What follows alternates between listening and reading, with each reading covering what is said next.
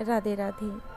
अगर आप अपने लक्ष्य को प्राप्त करने में सफल हो जाते हैं तो अपनी रणनीति बदलिए, लक्ष्य को नहीं। मुझे चरणों से लगा ले मेरी शाम मुरली वाले, मेरी सांस सांस में तेरा नाम है मुरली वाले। इसी के साथ आज के अध्याय का रसपान करते हैं। आज के अध्याय में भगवान के लीला अवतारों की कथा का वर्णन किया गया है। ब्रह्मा जी नारद से बताते हैं और कहते हैं कि अनंत भगवान ने प्रलय के जल में डूबी हुई पृथ्वी का उद्धार करने के लिए समस्त यज्ञमय वरा शरीर ग्रहण किया था। आदित्य दैत्य हिरण्याक्ष जल के अंदर ही लड़ने के लिए उनके सामने आया। जैसे इंद्र ने अपनी ब्रज के पर्वतों के पंख काट डाले थे, वैसे ही वरा भगवान ने अपनी डाढ़ी से उसके टुकड़े टुकड़े कर दिए। फिर उन्हीं प्रभु ने अपनी ज्ञान प्रजापति की प्रकृति आकृति से गर्भ से सुयज्ञ रूप में अवतार ग्रहण किया था। उस अवतार में उन्होंने दक्षिणा नाम की पत्नी से सुयम नाम के देवता को उत्पन्न किया था और तीनों लोकों में बड़े बड़े संकट हर लिए थे। इसी से स्वानुभव मुनि ने उन्हें हरि के नाम से पुकारा था। तो नारद कर्दम प्रजापति के घर देवहूति के गर्भ से 9 बहनों के बाद भगवान ने कपिल के रूप में अवतार ग्रहण किया था। उन्होंने अपनी माता को उस आत्मज्ञान का उपदेश किया जिससे वे इसी जन्म में अपने हृदय के संपूर्ण मल तीनों गुणों की आसक्ति का सारा कीचड़ धोकर कपिल भगवान के वास्तविक स्वरूप को प्राप्त हो गए थे। अब महर्षि अत्रि भगवान को पुत्र के रूप में प्राप्त करना चाहते थे।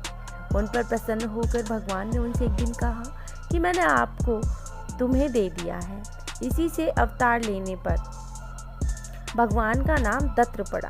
उनके चरण कमलों के पराग से अपने शरीर को पवित्र करके राजा यदु और सहस्त्र आदि ने योग की भोग और मोक्ष दोनों ही सिद्धियां प्राप्त की। तो नारद सृष्टि के प्रारंभ में मैंने विविध लोकों को रचने की इच्छा से तपस्या की और मेरे उस अखंड तप से प्रसन्न होकर उन्होंने तप अर्थ वाले सन नाम से युक्त होकर सनक, सनंदन, सनातन और समत कुमार के रूप में अवतार ग्रहण किया। इस अवतार में उन्होंने प्रलय के कारण पहले कल्प के भूले हुए आत्मज्ञान का ऋषियों के प्रति यथावत उपदेश किया, जिससे उन लोगों को तो तत्काल परम तत्व का अपने हृदय में साक्षात्कार कर ही लिया था। धर्म पत्नी दक्ष कन्या मूर्ति के गर्भ से वे नर नारायण के रूप में प्रकट हुए। उनकी तपस्या का प्रभाव उन्हीं के जैसा था। इंद्र की भेजी हुई काम की सेना अप्सराएं उनके सामने जाते ही अपना स्वभाव खो बैठी। वे अपने हाव भाव से उन आत्मस्वरूप भगवान की तपस्या में विघ्न नहीं डाल सकी। तो नारद शंकर भगवान आदि महानुभाव अपनी रोष भरी दृष्टि से कामदेव को जला देते हैं, परंतु अपने आप को जलाने वाले असह्य क्रोध को वे जला ही नहीं पाते हैं और वही क्रोध नर नारायण के निर्मल हृदय में प्रवेश करने के पहले ही डर के मारे कांप जाता है। फिर भला उनके हृदय में काम का प्रवेश कैसे हो सकता है।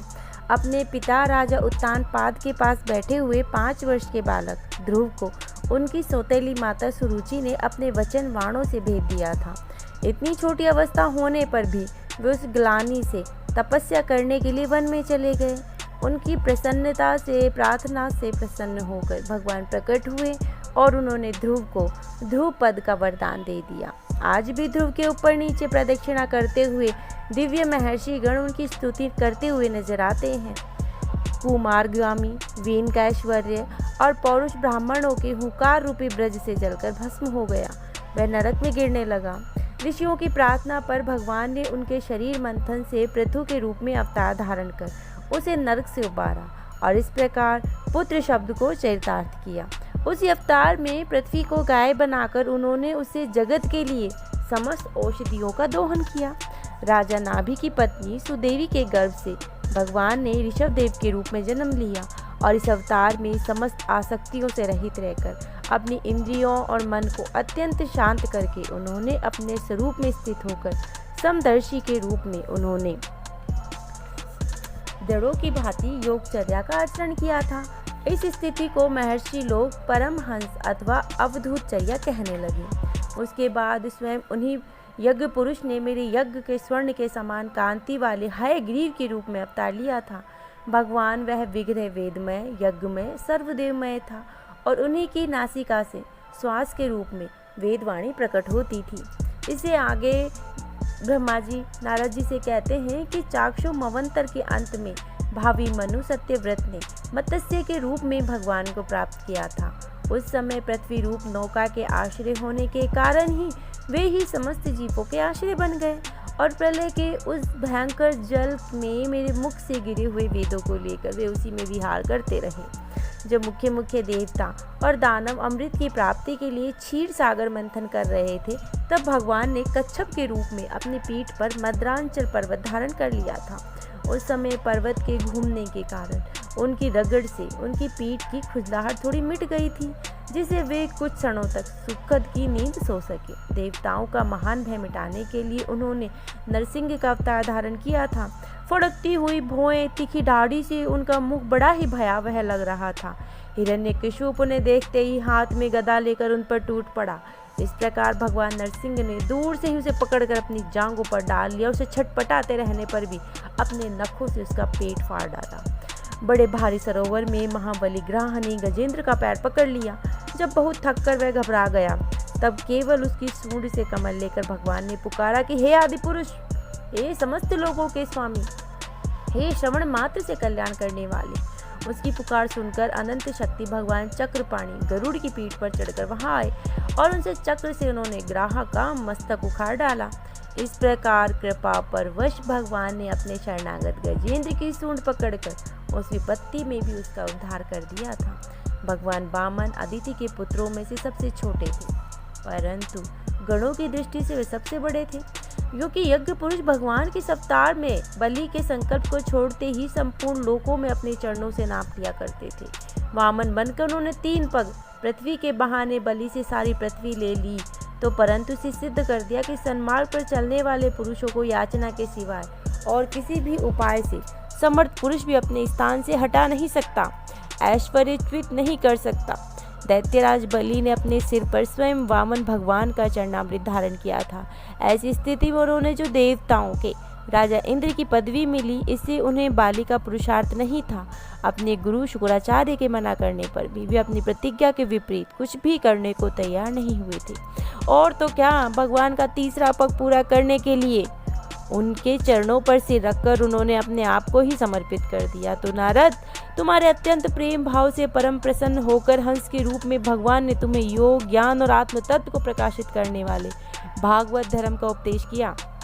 यह केवल भगवान के शरणागत भक्तों को ही सुगमता से प्राप्त होता है। वे ही भगवान स्वानुभव आदि मवांतरों से मनु के रूप में अवतार लेकर मनुवंश की रक्षा करते हुए दशों दिशाओं में अपने सुदर्शन चक्र के समान तेज से बेग रोक टोक निष्कंटक राज्य करते हैं। तीनों लोकों के ऊपर सत्य लोक तक की उनके चरित्रों की कमनीय कीर्ति फैल जाती है, और उसी रूप में वे समय समय पर पृथ्वी के भारभूत दुष्ट राजाओं का दमन भी करते रहते हैं। भगवान धन्वंतरी, आपसे नाम से ही बड़े बड़े रोगियों के रोग तत्काल नष्ट हो जाते हैं। उन्होंने अमृत पिलाकर देवताओं को अमर कर दिया और दैत्यों के द्वारा हरण किए हुए उनके यज्ञ भाग फिर से जला दिए। उन्होंने ही अवतार लेकर संसार में आयुर्वेद का प्रवर्तन किया। जब संसार में ब्राह्मण द्रोही आर्य मर्यादा का उल्लंघन करने वाले नार के क्षत्रिय अपने नाश के लिए ही देववंश बढ़ जाते हैं, तो पृथ्वी के कांटे बन जाते हैं। तब भगवान महापराक्रमी परशुराम के रूप में अवतीर्ण होकर अपनी तीखी धार वाले फर से 21 बार उनका संहार करते हैं। मायापति भगवान हम पर अनुग्रह करने के लिए अपनी कलाओं से भरत, शत्रुघ्न, लक्ष्मण के साथ श्री राम के रूप में इक्ष्वाकु के वंश में अवतरित हुए। इस प्रकार पिता की आज्ञा का पालन करने के लिए अपनी पत्नी और भाई के साथ वो वन में निवास करते हैं। उसी समय उनसे विरोध करके रावण उनके हाथों मारा जाता है। त्रिपुर विमान को जलाने के लिए उदय शंकर के समान जिस समय भगवान राम शत्रु की नगरी में लंका को भस्म करने के लिए समुद्र तट पर पहुंचते हैं, उस समय सीता के वियोग के कारण बढ़ी हुई क्रोधाग्नि से उनकी आंखें लाल हो जाती हैं कि उनकी दृष्टि से ही समुद्र के मगरमच्छ, सांप और ग्रह आदि जीव चलने लगते हैं और भय से थर थर कांपते हुआ समुद्र झटपट उन्हें मार्ग दे देता है। जब रावण की कठोर छाती से टकराकर इंद्र के वाहन ऐरावत के दांत चूर चूर होकर चारों ओर फैल गए थे, जिसमें दिशाएं सफ़ेद हो गई थी, तब दिग्विजय रावण घमंड से चूर होकर हंसने लगा था। वहीं रावण जब श्री रामचंद्र जी की पत्नी सीता जी को चुरा कर ले गया और लड़ाई के मैदान में उनसे लड़ने के लिए गर्वपूर्वक आता है, तब भगवान श्री राम के धनुष के टंकार से ही उसके घमंड प्राणों के साथ तत्क्षण विलीन हो जाता है। जिस समय झुंड के झुंड दैत्य पृथ्वी को रौंद डालेंगे, उस समय उनका भार उतारने के लिए भगवान अपने सफ़ेद और काले केश से बलराम और श्री कृष्ण के रूप में अवतार ग्रहण करेंगे और वे अपनी मार्मिका प्रकट करने वाले इतने अद्भुत चरित्र करेंगे कि संसार में मनुष्य उनकी लीलाओं का रहस्य बिल्कुल भी नहीं समझ सकता। बचपन में ही पूतना के प्राण हर लेना, 3 महीने की अवस्था में पैर उछालना, बड़ा भारी छकड़ा उल्टा कर देना, घुटनों के बल चलते चलते आकाश को छू लेने वाले अर्जुन वृक्षों के बीच में जाकर उन्हें उखाड़ डालना, ये सब ऐसे कर्म हैं जिन्हें भगवान के सिवाय तो कोई कर ही नहीं सकता। जब कालियानाग के विष से दूषित नदी यमुना जल पीकर बछड़े और गोपाल बाल मर रहे थे, तब वे अपनी सुधामयी कृपा दृष्टि से वर्षा कर उन्हें जीवित कर देते हैं और यमुना जल को शुद्ध करने के लिए उसमें विहार करते हैं तथा विष की शक्ति से जीभ लपलपाते हुए कालियानाग को वहां से निकाल फेंकते हैं। उसी दिन रात को जब सब लोग वहीं यमुना नदी के तट पर सो गए और दावाग्नि से आसपास का मुंज का वन चारों ओर से जलने लगा, तब बलराम जी के साथ वे प्राण संकट में पड़े हुए ब्रजवासियों को उनकी आंखें बंद कराकर उस अग्नि से बचा लेते हैं। यह लीला भी अलोकों की होगी श्री कृष्ण की। उनकी शक्ति वास्तव में अचिंत्य है। उनकी माता उन्हें बांधने के लिए जो रस्सी लाएगी, वही उनके उदर से पूरी नहीं पड़ेगी, 2 अंगुल छोटी रह जाएगी। और जमाई लेते समय श्री कृष्ण मुख में 14 भुवनों को देखकर पहले तो यशोदा माता भयभीत हो जाएंगी, परंतु फिर समझ जाएंगी।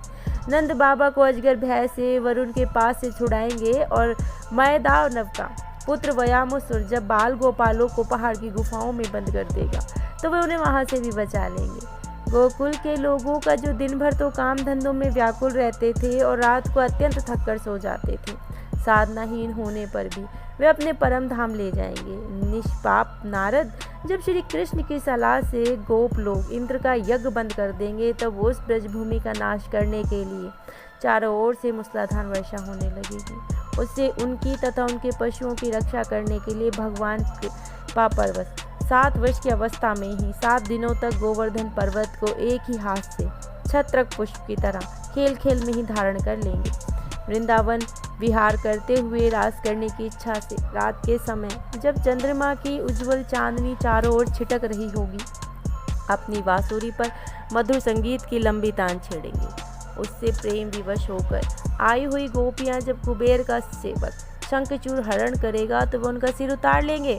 और भी बहुत से जैसे प्लम्बासुर, धेनुकासुर, बकासुर, केसी, अरिष्टासुर आदि दैत्य, चाणूर आदि पहलवान, कुवलय पीड़ हाथी, कंस, गालयवन, भौमासुर, मिथ्या वासुदेव, शाल्व, दिवन वानर, बल्व, दत्तकवत्र, राजा नग्नजीत के 7 बैत, शंबरासुर, विधुर और रुक्मी आदि तथा कम्बोज, मत्स्य, कुरु, कैके आदि देशों के राजा लोग और जो भी योद्धा धनुष धारण करके युद्ध के मैदान में आएंगे, वे सब बलराम, भीमसेन और अर्जुन आदि नामों की आड़ में स्वयं भगवान के द्वारा मारे जाकर उन्हीं के धाम में चले जाएंगे। समय के फेर से लोगों की समझ कम हो जाती है, आयु कम होने लगती है और उसी समय जब भगवान को देखते हैं तो अभी ये लोग मेरे तत्व की बतलाने वाली वेदवाणी को समझने में असमर्थ होते जा रहे हैं। तब प्रत्येक कल्प में सत्यवती के गर्भ से व्यास के रूप में प्रकट होकर वे वेद रूपी वृक्ष का विभिन्न शाखाओं के रूप में विभाजन कर देते हैं। देवताओं के शत्रु दैत्य लोग भी वेद मार्ग का सहारा लेकर मैं दानव के बनाए हुए अदृश्य वेग वाले नगरों में रहकर लोगों का सत्यानाश करने लगेंगे। तब भगवान लोगों की बुद्धि में मोह, अत्यंत लोभ उत्पन्न करने वाला वेश धारण करके बुद्ध के रूप में बहुत से उपधर्मों का उपदेश करेंगे। कलयुग के अंत में जब सत्पुरुषों के घर की भगवान कथा होने पर बाधा पड़ने लगेगी, क्षत्रिय, ब्राह्मण, वैश्य, पाखंडी, शूद्र राजा हो जाएंगे। यहाँ तक कि कहीं भी स्वाहा, स्वधा और वशटकार की ध्वनि देवताओं, पितरों के यज्ञ, श्राद्ध की बात तक नहीं सुनाई पड़ेगी। तब कलयुग का शासन करने के लिए भगवान कल की अवतार धारण ग्रहण करेंगे। जब संसार की रचनाओं का समय होता है, तब तपस्या, 9 प्रजापति, मरीच आदि ऋषि तथा मेरे रूप में जब सृष्टि की रक्षा का समय होता है, तब धर्म, विष्णु, मनु देवता राजाओं के रूप में, और जब सृष्टि का प्रलय का नाश होता है तो समय होता है, तब अधर्म, रुद्र, क्रोधवश नाम के सर्प एवं दैत्य आदि के रूप में सर्वशक्तिमान भगवान की माया विभूतियाँ ही प्रकट होती हैं।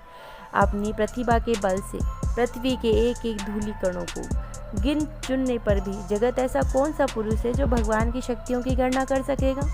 जब वे त्रिविक्रम अवतार लेकर त्रिलोकी को नाप रहे थे, उसी समय उनके चरणों के अदम्य वेग से प्रकृति रूप अंतिम आवरण से लेकर सत्यलोक तक सारा ब्रह्मांड कांपने लगा था। तब उन्होंने ही अपनी शक्ति से उसे स्थिर किया था।